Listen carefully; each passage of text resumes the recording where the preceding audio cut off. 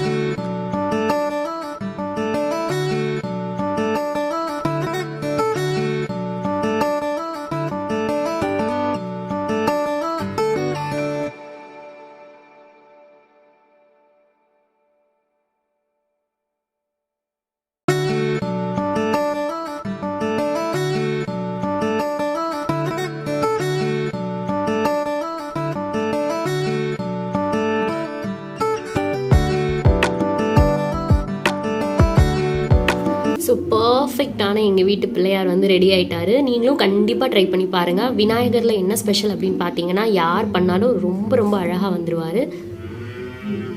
So ரொம்ப easy, கண்டிப்பாக try பண்ணி பாருங்கள். ஒரு அழகான விநாயகர் உங்கள் வீட்டுக்கும் வருவார் இந்த விநாயகர் சதுர்த்திக்கு.